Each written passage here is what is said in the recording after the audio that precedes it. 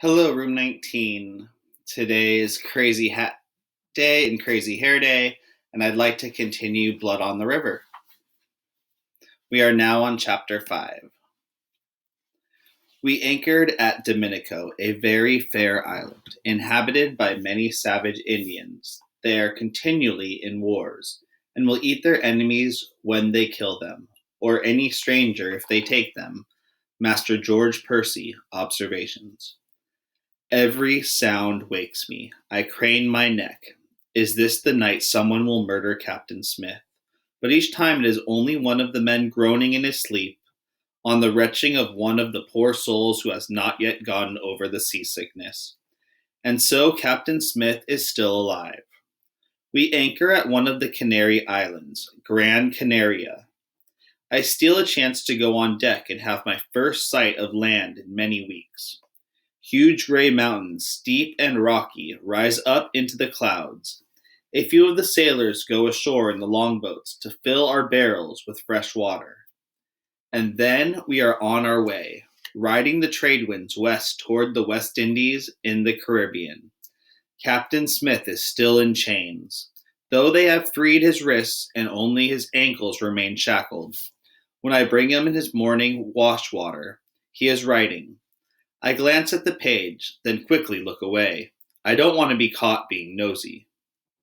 He washes his face, takes off his shirt, and washes under his arms. I hand him a cloth to dry with. When he is dressed again, he looks at me hard. Reverend Hunt says you can read, he says. It is a cross between a question and a statement. I nod my answer. He tells me your mother taught you, but your mother was a commoner. A peasant, correct? Yes, sir. Can you tell me how it is that she learned to read? He asks. She was taught by a friend, sir. It was the son of our gentleman landlord. I don't tell him that he also gave her the silver locket when she turned 13, or how when their friendship was discovered he was sent away to France. I see, he says, and goes back to his writing. I wonder how Captain Smith can be so peaceful while he is locked up like this. Since the moment when he nearly punched Master Wingfield, the moment when he reined in his anger, Captain Smith has been calm. That first day he had me bring him his paper, quill, and ink. When Julius Caesar was put in prison, he wrote, he said, so I shall do the same. He has been writing ever since, the story of our journey. As he writes and remains calm, the whisperings have changed. Now they say that Master Wingfield and some of the other gentlemen made up those charges. They say those gentlemen hate Captain Smith because he is a commoner who has no special respect for nobles. They say you can't hang a man just because he doesn't respect you. In a strange way, even though he is still a prisoner, Captain Smith seems to be winning the battle. James and Richard come down the ladder, talking the whole way. Richard is carrying the oatmeal pot for our mess, and James has a slop bucket he just emptied. Captain Smith doesn't need me anymore, so I hurry toward the steaming pot of oatmeal. I have to eat fast to get enough. We servants are always served last, when the food is running out, and Master Wingfield's servants, Henry and Abram, are big, greedy men who empty our mess pots in 2 gulps if we boys don't get a head start. I grab my spoon and dig in. Yes, that's what he said, Richard is saying. They don't wear any clothes at all. They just paint themselves different colors instead. The sailor said he heard it from a French sailor who had already been to the New World. What else? James asked. That the women make cuts and burns on their faces and bodies to make pictures on them. They then put colored dyes in the cuts and burns. They think it makes them look beautiful. I snicker and nearly spit out my oatmeal. Richard gave me an annoyed glance. He said that the men have hair a yard long on one side of their head, and the hair is shaved close on the other. He says, and they decorate their hair. One of their favorite decorations is they cut off the hand of one of their enemies and dry it in the sun, and then tie the dried hand into their hair. Henry and Abram join us. Henry is broad and fleshy, and always enjoys an opportunity to smack one of us boys. Abram has hair the color of carrots, and one eye that wanders everywhere except where he is looking. When they sit down to eat, James and Richard are silent for a while, as they shovel oatmeal into their mouths. There is a plate with 5 chunks of moldy cheese on it. I go to grab the largest chunk, but Henry slaps my hand away and takes it for himself. I want to slap him back, but he is 3 times my size and could easily throw me against the wall with one swipe of his arm. I grab a smaller piece of cheese and stuff it in my mouth, green, mold, and all. So, what they're talking about with the Native Americans, I feel, is some stereotypes, and I'll talk about stereotypes at the end of our lesson today. They also said there will be Carib Indians on the islands in the West Indies. Richard continues, they said the Caribs chop people up for their cookpots and eat them. Now James looks pale and terrified. Henry snorts, don't worry, lad, they don't want you. You're too skinny and snotty for their taste. He slaps James on the back hard enough to hurt. Then he and Abram go off their card game with the other common men. What else did you hear? I mock Richard in a sing-song voice. I can hardly believe he is so gullible the sailors are able to fool him like this. It's true, you know, Richard glares at me. I heard the sailors talking. I heard it all with my own ears. James nods, his eyes wide and scared. You are dunces, both of you, believing that rot. I say, do you think the sailors knew you were listening? Don't you think they're up there right now laughing their heads off about that stupid boy who was eavesdropping and believed all their lies? Richard and James exchange a look. You think they were lying, Samuel? James asks me hopefully. I think you're an idiot, I say. Those sailors are playing games with you. They're almost as bored up there as we are down here. I look at Richard. Do you really think a woman would make cuts and burns in her face to look beautiful? Richard frowns, then shakes his head. Then stop talking about it, I say. Moments later, we hear the call, land ho. Richard grabs the empty oatmeal pot, but I yank it out of his hands. Hey, that's my job, he shouts. I brought it down. It's my job now, I say. I run to the ladder with the pot. No way am I going to let this chance slip by. Up on deck, I squint in the dazzling sun. The sails billow bright white against a blue sky. The breeze is warm. I go to the railing and search the horizon. There it is, a green bump in the distance, in the midst of the jewel blue sea, the first of the Caribbean islands. I give the pot to the cook and linger, breathing in the sweet air, marveling at the brightness of it all. Richard comes up on deck, and James too, and several of the gentlemen, until the first mate calls a halt. He drives us all back down below, threatening to beat us boys with an oar if we don't hurry. The 'tween deck is abuzz with gentlemen and commoners both, wondering what this land sighting means. Will we finally be allowed off this stinking ship? They'd better at least get fresh water. What we have left smells like a sick dog.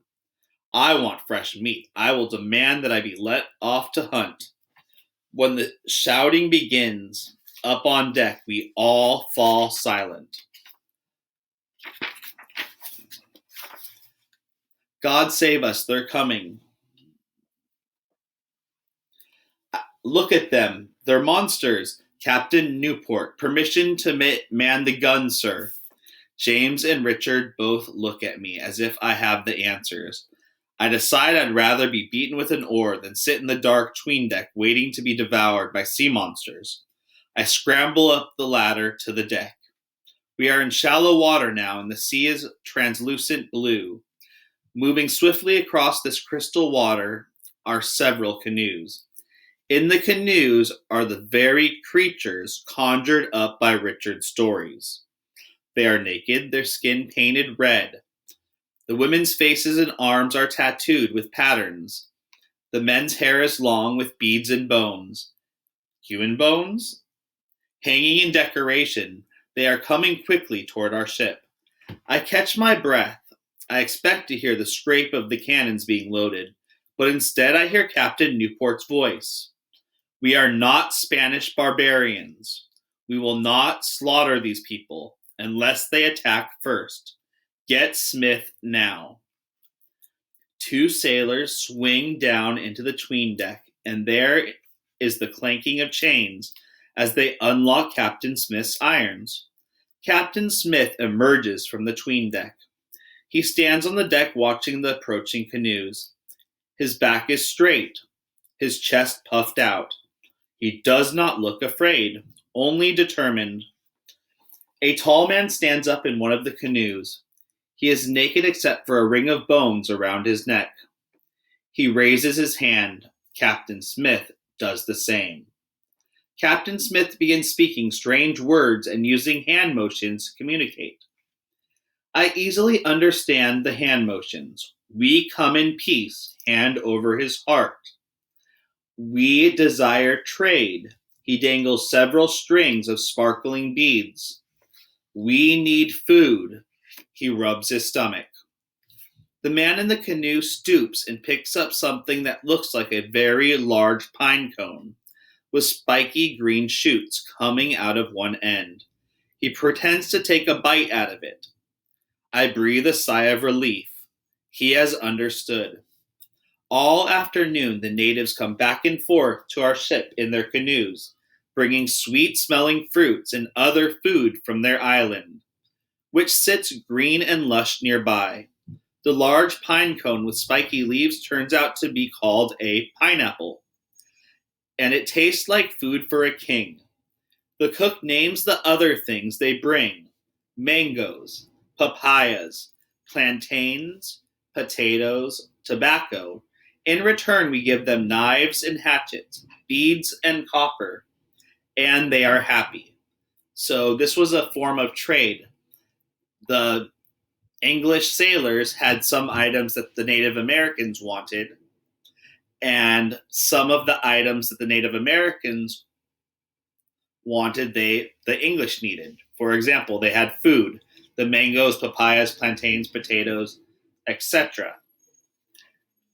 Let's continue. I have seen that Captain Smith's ankles are raw from the rubbing of the irons. That evening, as I asked the cook for some tallow and bring it to him. Are you a free man, sir? I ask. I seem to be for now, he says. He grimaces as he rubs in the tallow.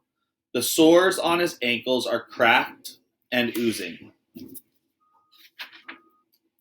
Quietly I ask, how did you know the language of those natives? He smiles. Every man speaks the language of greeting, of trade, of hunger. I spoke with my hands. I nod. But the words? He shakes his head and whispers. Those are Algonquian words, a language spoken in Virginia by the natives there. Roanoke settlers brought back wordless, and I have studied them. Let Newport and the others think they need me as a translator in these islands. It's too hot for those chains. So do you see how wise Captain Smith is right there? He did not fight Master Wingfield. He did not fight Captain Newport. Instead, he is using his smartness to get out of being chained up. I have one more question, but I am not sure if I want to know the answer. I take a deep breath and blurt it out. Do the Carib Indians chop people up for the cook pots and eat them?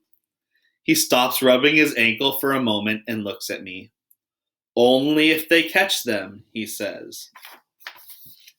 Do you think Captain Smith was being honest or just fooling with him? I think he was fooling with him. I wanted to review 6 of the different figurative languages that we've talked about this year. The first one is simile. Simile, remember, is comparing 2 items with like or as. For example, this room is as hot as an oven. We also have metaphor, which is kind of like a simile. In metaphor, it compares 2 different things without saying like or as, usually using is or was. This room is an oven, so it's implying that this room is hot without doing so, without directly saying it. Hyperbole is an exaggeration, usually an over-exaggeration. I am so hungry I could eat a horse. Personification is when you give human-like characteristics to an object or an animal. The tree danced in the wind. Trees can't dance, but we're giving that human characteristic. Another fun one is onomatopoeia. Pop, boom, fizz, these are all sound words. So any type of sound word is onomatopoeia. And the last figurative language I'd like to cover today is alliteration. And that's the repetition of the same beginning sounds of words. 7 snakes slithered slyly, or Sally sells seashells by the seashore. We have a writing assignment today. Our writing assignment is this. Please write a description or story about yourself as a sailor. So I want you to imagine yourself as one of the sailors on the ship. What would life be like? What would it be to be a sailor on a ship? I'd like you to try to include a figurative language in your writing. This chapter included a couple different locations. So the first location they landed was the Canary Islands. So they went from England, which was about up here with Europe, and they sailed down to the Canary Islands. Then they are sailing across the Atlantic Ocean, you see in this map, the Atlantic Ocean, to the West Indies, and they landed in the Dominica. Now I would think the Dominica is probably the Dominican Republic, or it might be the Dominica, where there's actually a nation of Dominica right here. Another item I wanted to talk about with this chapter is stereotypes. Stereotypes are generalizations about a group of people whereby we attribute a defined set of characteristics to this group. So the Native Americans in this chapter were described in a certain way. They described them as being cannibals. They described them with their cuts on their skin and what they looked like. And some of those stereotypes might be correct, but some of those stereotypes were not correct. And they were passed on from people to people with popular belief, people believing that, but it might not exactly be true. And I just want to end with this final thought, is we really should be seeing people as individuals. We shouldn't be seeing people as a group, because in that group, we all are different, and we all know that we have our own personal attributes that make us special. Hope you enjoyed Chapter 5. Bye, everyone.